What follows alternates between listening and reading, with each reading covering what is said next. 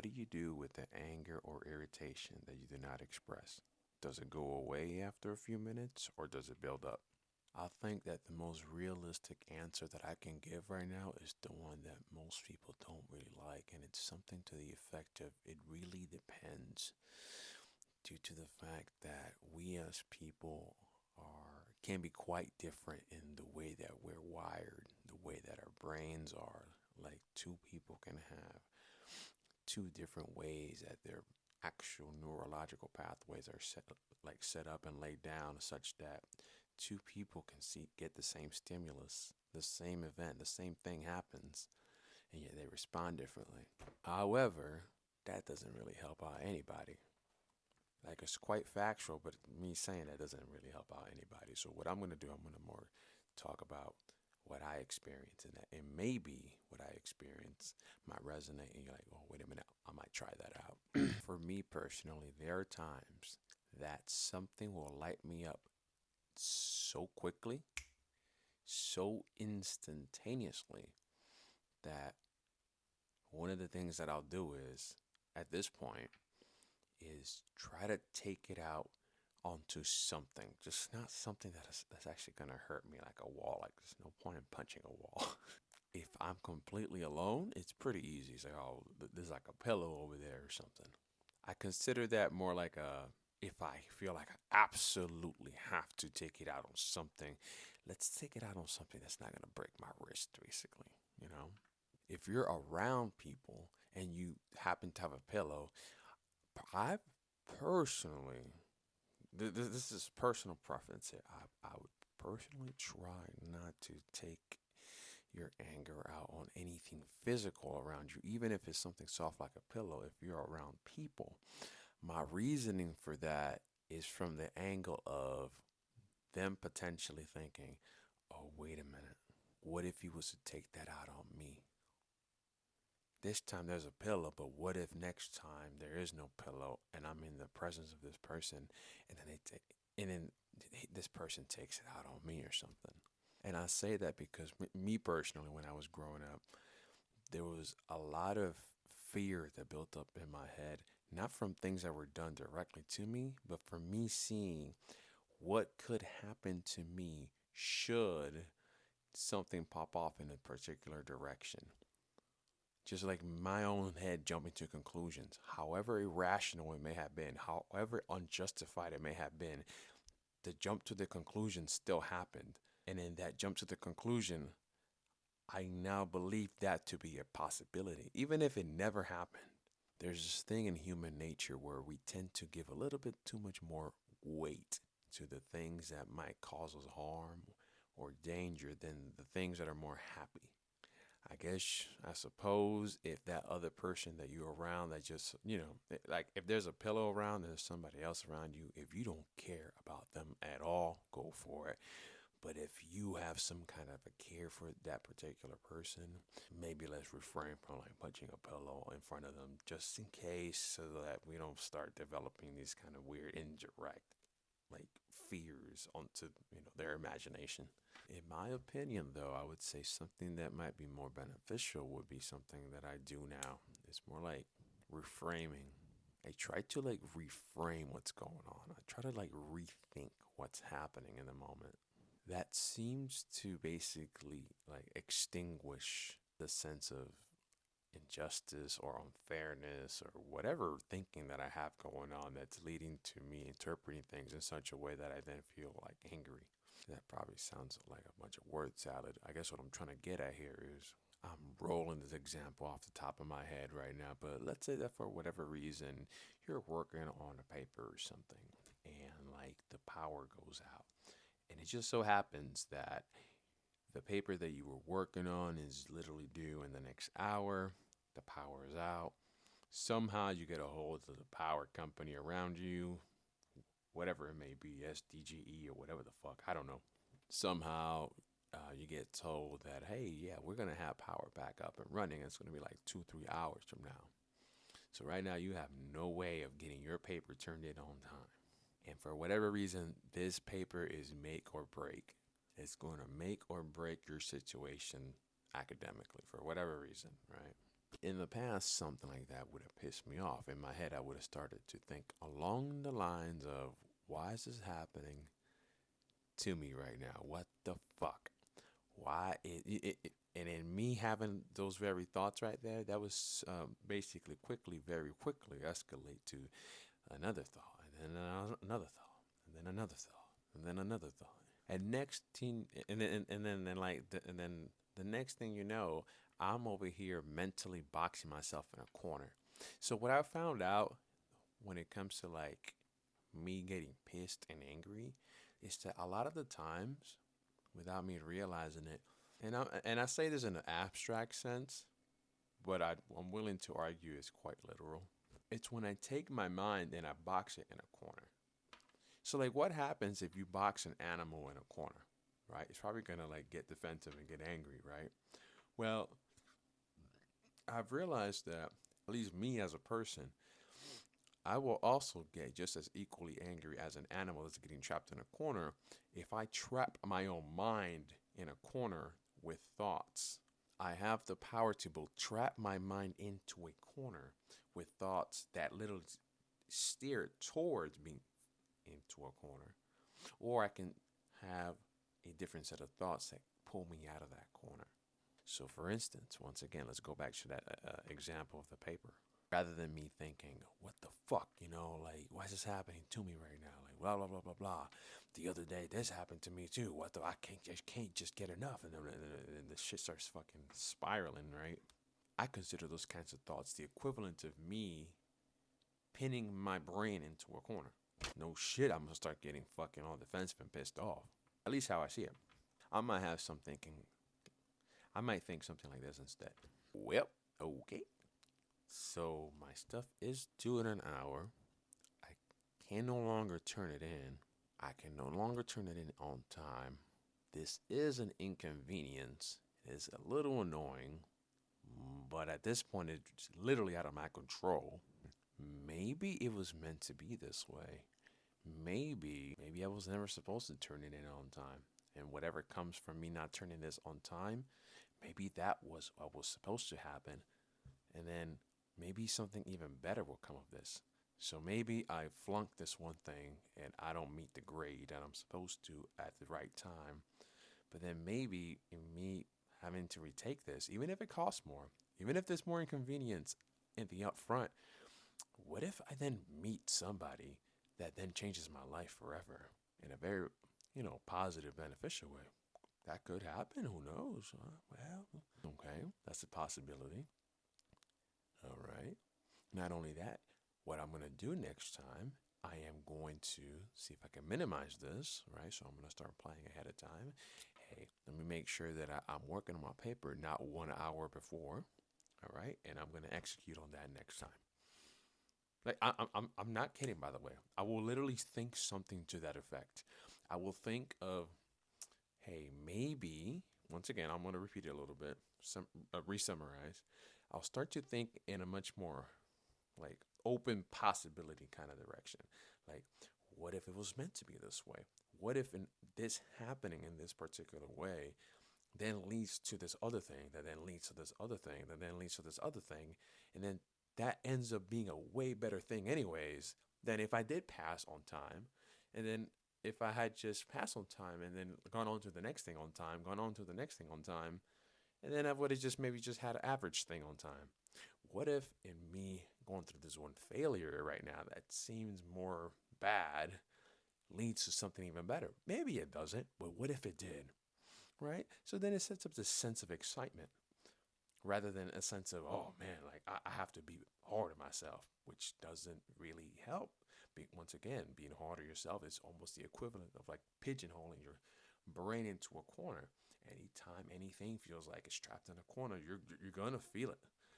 Shit's gonna start to escalate. At least for me. At least for me.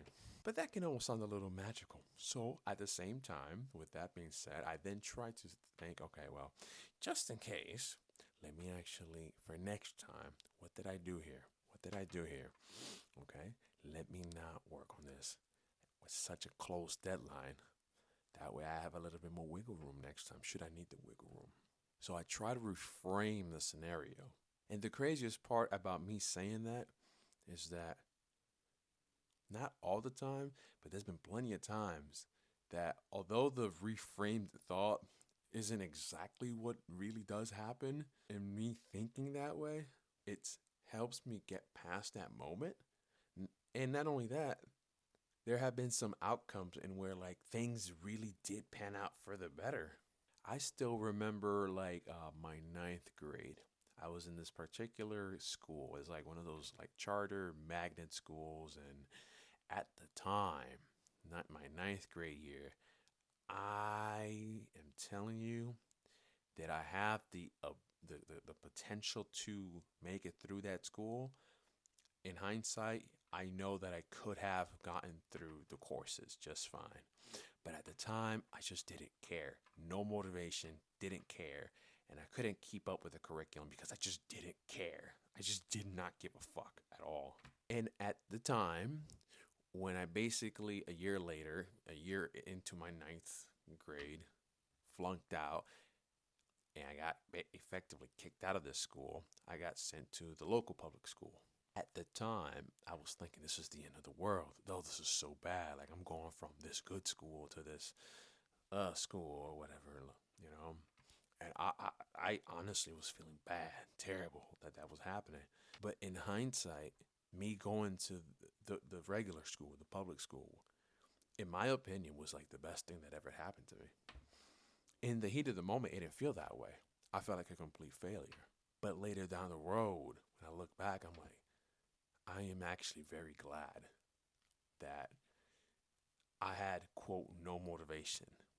Not condoning it, but in that happening, I ended up having experiences that I would have never had I continued this in this one other school. Granted, that also means I didn't have a bunch of experiences in this one other school, so I'll never know what would have happened if I stayed in the magnet school. I have no idea. And that's one of the beautiful things about all this, that you really never know what's going to come of either direction.